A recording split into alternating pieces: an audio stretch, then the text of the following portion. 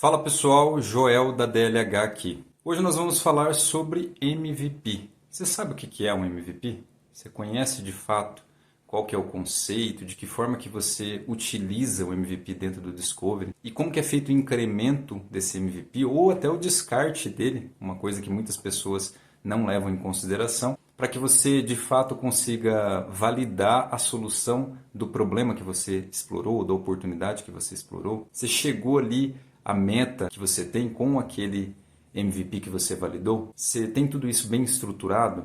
Quais são os tipos de MVP? A gente vai ver tudo isso por aqui. Então, iniciando, muita gente tem um conceito que é um pouco estranho, assim, um pouco obscuro para as pessoas que já têm uma certa experiência com gestão de produtos digitais, que é MVP como uma primeira versão de um produto. Então, a pessoa vai lá, constrói uma solução e ela vai lançar essa solução, seja interna. Quando eu falo lançamento aqui, pessoal, não é um lançamento necessariamente para o mercado, tá? Pode ser para o mercado, mas pode ser um lançamento que você está aí dentro da empresa a qual você trabalha e você vai lançar uma primeira versão de um software que vai ser utilizado internamente. Também é um lançamento, digamos assim. Por mais que às vezes você não quer captar share, né, no mercado, você não quer ter rentabilidade, digamos, com o uso dessa aplicação, mas mesmo assim é um lançamento. Tem muitas pessoas que acabam confundindo e entendem que essa primeira versão do software é um MVP. Eu já ouvi pessoas até dizerem MVP 1, MVP 2, MVP 3, levando em consideração os releases que foram entregues posterior à primeira versão. Então, primeiro, vamos limpar tudo isso, né, da sua mente.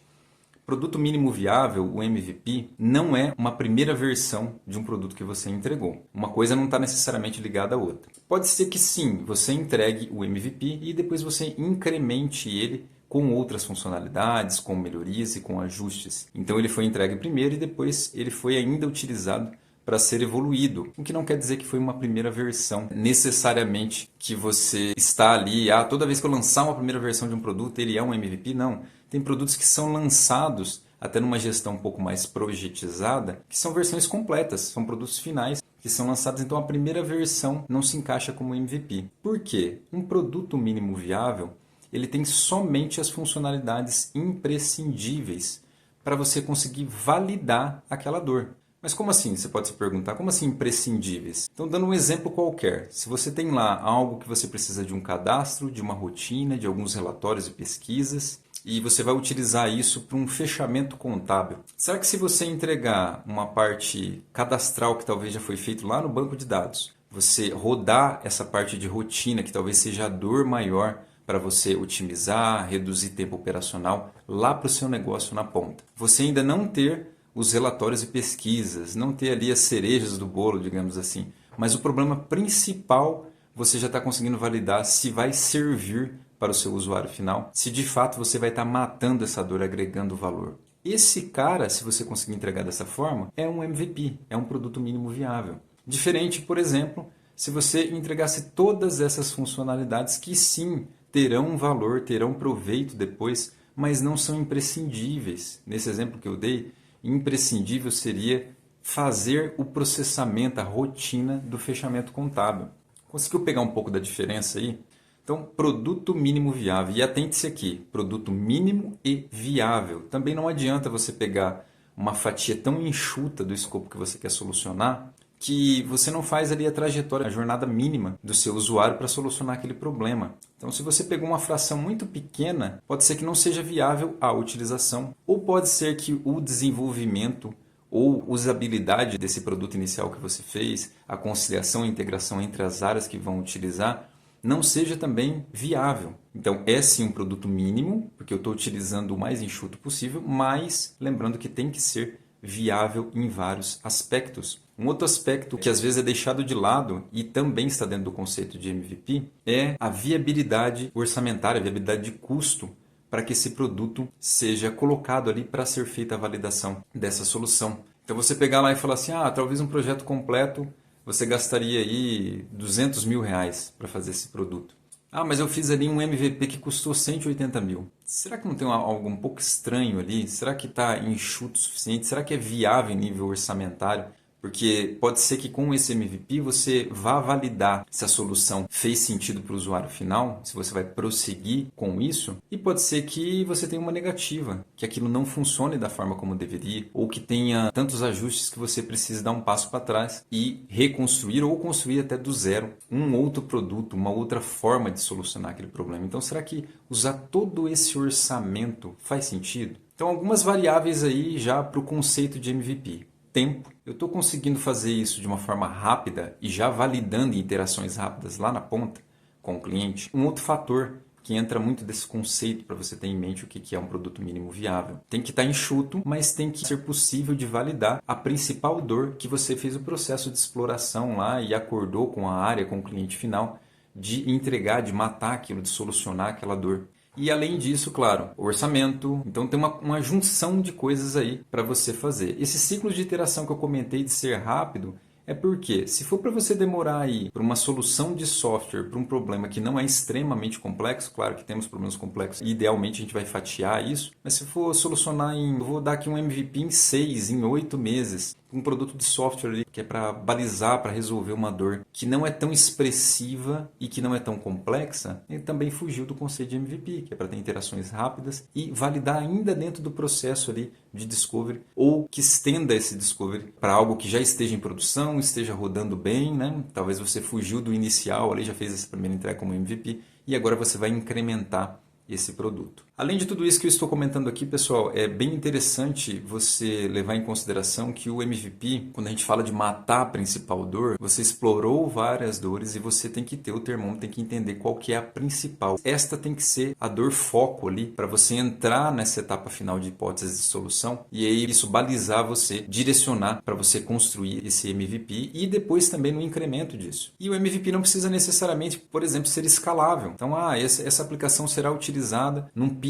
lá de 10 mil pessoas. Eu posso validar inicialmente com o meu produto mínimo viável um apanhado, uma escala menor de pessoas? Posso, e faz muito sentido eu fazer isso. Uma porque eu tenho que validar a usabilidade. Como é que é isso dentro da jornada? Está sendo intuitivo? A pessoa consegue de fato, o usuário final ali, o cliente, utilizar e entender como é que a ferramenta se comporta? E em nível de escalabilidade, eu comecei com 10, fui subindo, fui para 100 clientes finais, 100 usuários dentro dessa ferramenta simultaneamente. Como é que está se comportando? Porque se você for já pensar lá no final, nas 10 mil pessoas que vão utilizar, talvez você utilize uma arquitetura, uma estrutura, uma infraestrutura gigantesca para fazer uma determinada validação e que não haja necessidade se você entender o comportamento ali quando isso é escalável. Você pode se surpreender como que tecnicamente pode direcionar muito bem ali o MVP. Então não é só estrutura de validação de negócio, usabilidade, mas também estrutura técnica. Por diversas vezes eu já participei de MVPs que iniciaram com uma estrutura técnica, com uma determinada arquitetura e a gente enxergou depois da validação que faria muito sentido a gente fazer uma mudança no formato, seja a forma que foi feita as filas, a forma que a gente fez a integração, a forma que é feita as requisições, até o ambiente que está inserido e até os picos, como é que a gente vai tratar isso. Partindo ali então desse conceito, eu quero ir para um outro estágio com você quanto a MVP, para você entender também os tipos de MVP e algumas aplicações práticas. Então, como que o mercado deu exemplos aí de MVPs que deram muito certo para validar. Dentre esses tipos, a gente tem MVPs que partem ali de uma prototipação ou de parte da solução e o restante é mais manual, como por exemplo desenvolver uma parte que é front-end, mas e o back-end, Joel? E as regras de negócio por trás? Como assim? Como é que eu vou validar se eu não tenho isso? Eu quero mostrar para você conseguir entender um pouco mais como que isso é feito. Isso você vai entender com os tipos. Para isso, eu vou dirigir aqui para a tela para me mostrar também um conteúdo para vocês, para ficar mais fácil o entendimento. Bora lá. Vamos lá então, pessoal.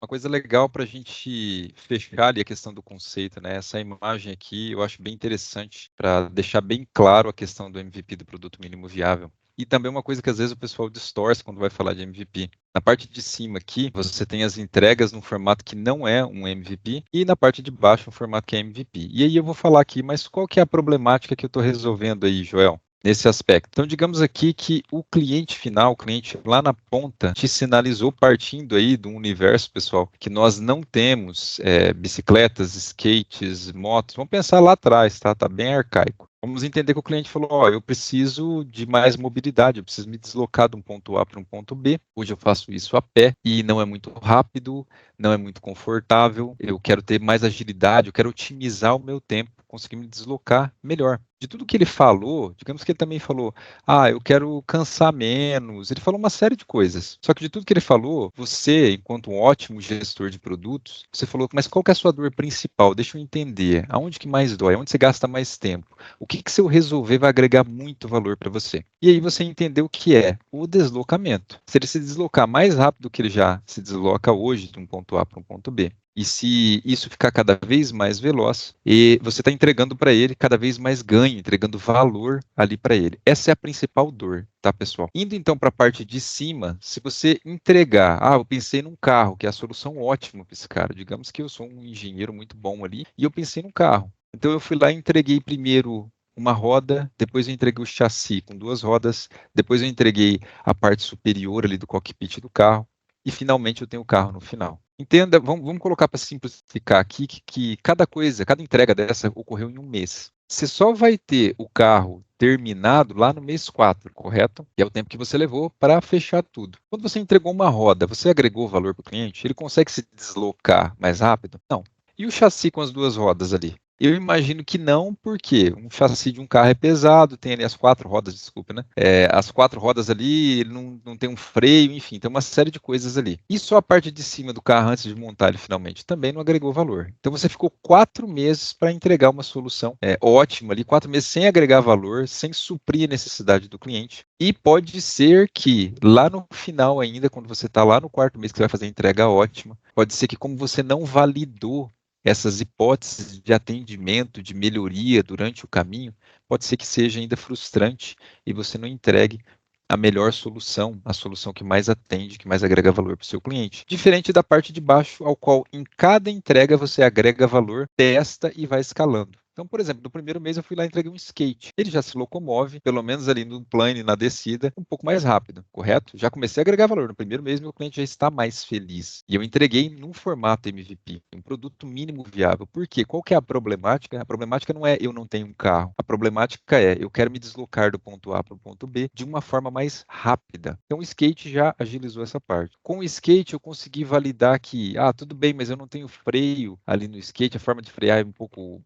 rudimentar, a questão também de equilíbrio, de posicionamento, o esforço que tem com as pernas, a pessoa vai ter que estar sempre de pé. Você chegou numa outra hipótese de solução um pouco melhor, né? Um incremento ou até um descarte, né? Eu não peguei coisas do skate para fazer bicicleta, digamos que eu descartei mesmo e fiz uma outra solução. E você chegou na bicicleta e testando ali com o cliente, você entendeu, realmente, tem mais velocidade, agora eu tenho freio, eu tenho uma posição mais ergonômica, eu consigo até carregar coisas de uma forma mais fácil. Enfim, tem uma série de benefícios. No segundo mês eu já agreguei mais valor para o meu cliente. E quanto que eu gastei, voltando lá também para vincular a questão do custo? Além do prazo e das interações rápidas para agregar valor contínuo ao meu cliente com essa evolução no formato de produto mínimo viável, tem a questão do custo. O custo final para se fazer um carro e o custo para iniciar validando com skate e depois com bicicleta é totalmente diferente. Então, prazo mais rápido, iterações menores, validação mais rápida com o cliente, satisfação porque você entrega valor. E tudo isso engloba ali os conceitos que eu comentei inicialmente, os pilares de um produto mínimo viável. Então, por isso que o de baixo é um produto mínimo viável. Fui então para uma motocicleta, uma motoneta, como está ali, ao qual eu já tenho uma motorização. Então ele vai conseguir se deslocar, provavelmente vai atingir uma velocidade ainda maior e ele não vai cansar. Então já comecei a englobar, você entende que do imprescindível eu já estou indo, buscando aí melhorias, funcionalidades que são mais cereja do bolo, né? E da motoneta para o carro, por exemplo, eu tenho ali, ele já está livre de chuva, ele já pode carregar outras pessoas junto com ele. Entendem? Em nível conceitual, pessoal, que a parte de baixo eu estou agregando valor contínuo, eu estou tendo iterações rápidas, eu estou entendendo a questão orçamentária, se faz sentido eu progredir ou não. Digamos que o meu cliente fala, parou na bicicleta e falou, tá ótimo, eu não quero mais que isso, para mim tá suficiente, você matou tudo que eu precisava. E talvez você oferte em nível protótipo, eu tenho uma ideia aqui de uma moto, vai ter motor nessa sua bicicleta, né? Você vai ter um lugarzinho para você carregar coisas ali e tal. E ele fala, não, aqui já está suficiente, eu não quero mais evoluir. Também pode acontecer. Trabalho feito por meio de MVP na gestão de produtos é essencial para que você mitigue os riscos e agregue valor de forma contínua para o seu cliente. Indo então para os tipos de MVP. Muitas pessoas também só encaram o MVP naquele formato de eu preciso entregar uma primeira versão enxuta para validar ali as hipóteses, mitigar os riscos e conseguir entender com o meu cliente quanto que eu preciso evoluir isso ou não, o quanto é escalável, o quanto que eu estou atendendo a dor dele, né? E faço ali todas as iterações para que esse produto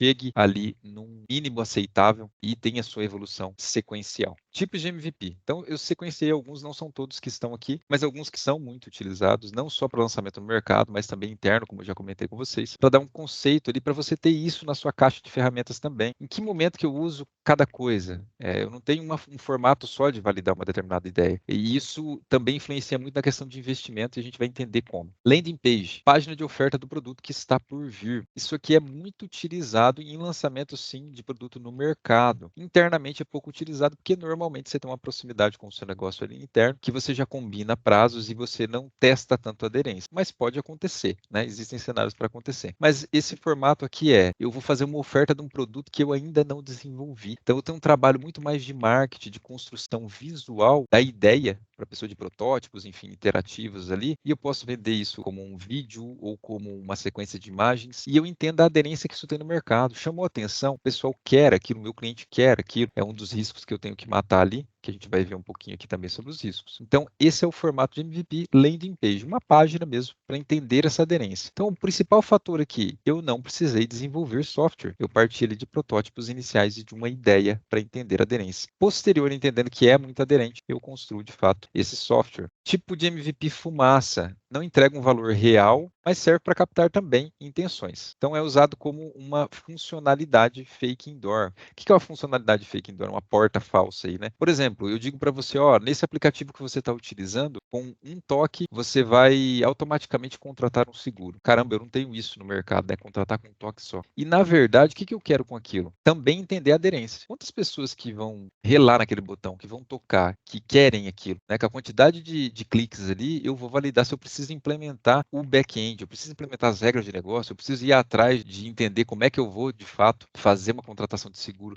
com um clique. Inicialmente, eu tenho simplesmente o botão, a ação, o chamariz ali, para calcular essa aderência. MVP mágico de Oz. Para o usuário, a experiência é a final, ou seja, para quem está usando ali, entende muito que já está pronto o produto, é um produto final aqui, está muito bem utilizado. Então, digamos que você vai lá, pega uma aplicação, vou colocar até um exemplo aqui. No seu celular, você tem aí a sua lista de contatos. Digamos que você está utilizando sua lista de contatos e você vai saber depois que por trás da interface ali tem uma pessoa que cada vez que você digita e procura um nome ali, tem uma pessoa que abre um livro e procura. Peraí. Opa, tem aqui, ó, o Joel. Achei o contato do Joel. Vou mandar ali para a tela, vou expor aqui na tela o contato do Joel, que é o que foi pesquisado, né? Então pode parecer um pouco estranho, mas isso de fato acontece. Eu vou trazer ali exemplos que vão apoiar isso que eu estou comentando com vocês. Mas a ideia final eu desenvolvi só o front-end numa partícula, numa fatia que faz sentido para testar a interação do cliente, do usuário final ali com aquela jornada que eu criei. E por trás eu estou operacionalizando de forma manual para daí sim eu implementar as regras de negócio depois. Então, a fatia de desenvolvimento de regras de negócio, back-end, banco de dados, eu ainda não fiz. Por quê? Pode ser que eu faça e não tenha aderência. Outro tipo de MVP também utilizado. Concierge. Simular todo o fluxo sem desenvolvimento, usando ferramentas existentes como auxílio. Vários desses daqui eu já tive a oportunidade de implementar e de validar, pessoal. E o Concierge mesmo é um que eu utilizo muito, em especial em produtos internos da empresa, porque normalmente são negócios, setores internos, que já operacionalizam determinadas jornadas, determinadas funcionalidades ou operações ali, né? Aquilo já acontece, só que de uma forma um pouco mais arcaica, não tão automatizado, enfim, não tão sistematizada. Então, como é que eu simulo aquilo com ferramentas já existentes? Então, por exemplo, se é algo ligado à mensageria que tem que ter dentro do sistema, tá, mas me mostra aqui, vamos fazer essa interação durante alguns dias utilizando, por exemplo, o WhatsApp. Ah, mas tem uma parte aqui que vai precisar de um cálculo no sistema, e aí do resultado do cálculo a gente gera um relatório. Tudo bem, vamos fazer isso numa planilha primeiro. Por que isso? Validando com o menor custo possível e ferramentas que normalmente você já utiliza no dia a dia. Assim você consegue conhecer a jornada, a esteira do usuário, os principais problemas, assistir ele operacionalizando isso e tirar insights que daí para você desenvolver, você já tem mais insumos e desenvolve de uma forma muito melhor. E duplo. Duplo é o famoso teste AB, digamos. São duas experiências semelhantes com particularidades distintas para você validar qual que é a mais aderente. Então, uma jornada nesse formato aqui, a pessoa utilizando dessa forma e chegando a um determinado resultado, e uma outra jornada aqui,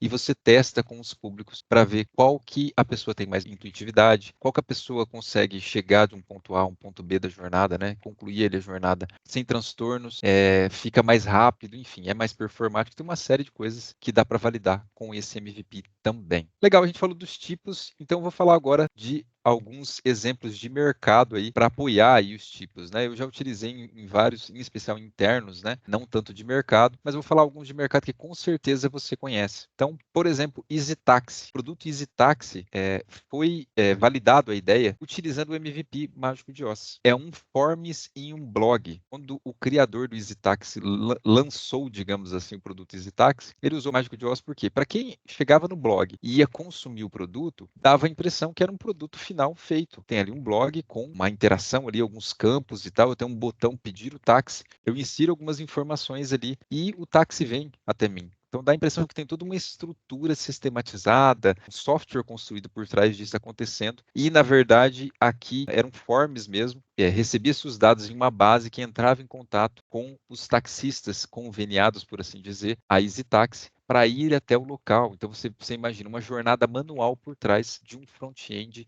feito ali num formato MVP, né, um forms em um blog. E deu muito certo, validou tudo o que tinha que acontecer em nível operacional por trás para transformar isso em regra de negócio na construção de um software. Você imagina nesse sentido, se não tivesse sido feito essa validação e construir uma operação ali por meses que não seria a operação ideal, não teria entendido essas particularidades. Então poderia ser um tiro no pé ali, poderia não ter aderência ou um retrabalho muito grande. Dropbox foi feito no formato landing page, então, ou seja, uma página com um vídeo falando sobre o Dropbox ali, ó, você pode ter, subir arquivos em nuvem, você pode ter um espaço ali para você utilizar. Tudo aquilo ainda não tinha sido construído, né? Mas foi lançado ali um vídeo como se já existisse para entender, ó, o pessoal gostou, o pessoal aderiria, quem compraria aquilo pelo determinado valor que eles gostariam de obter. E assim também foi um sucesso, teve muita aderência ao vídeo e eles construíram, claro, em ciclos de interação mais rápido ali para atender o time do mercado, o que é utilizado mesmo como Dropbox, o que eles prometeram ali dentro do vídeo que eles colocaram. Concierge, então aqui a gente tem o Airbnb, né, até uma página bem antiga, esse formato que está aqui colocado, mas foi a primeira página deles, oficial, digamos assim, e eles utilizaram o tipo de MVP Concierge, ou seja, um grupo divulgando aluguel de quartos, eles se juntaram em grupo e tiveram lá a ideia, ó, economia compartilhada. Mas de que forma que a gente vai fazer isso? Fizeram um grupinho ali e divulgaram, né, eles moravam em um condomínio, ó, vamos fazer o seguinte, a gente vai alugar os quartos aqui, vamos ver a aderência que tem. E por que aí o concierge? Foi um grupo divulgando. Então, ou seja, não teve uma construção tecnológica por trás. Operacionalizaram isso e iniciaram com essa página, e hoje é essa potência que é esse produto. Então, teve uma validação bem razoável aí dentro do processo de discovery, utilizando o tipo de MVP concierge. Deu para captar bem a ideia aí, pessoal? A ideia de que o MVP é um processo de validação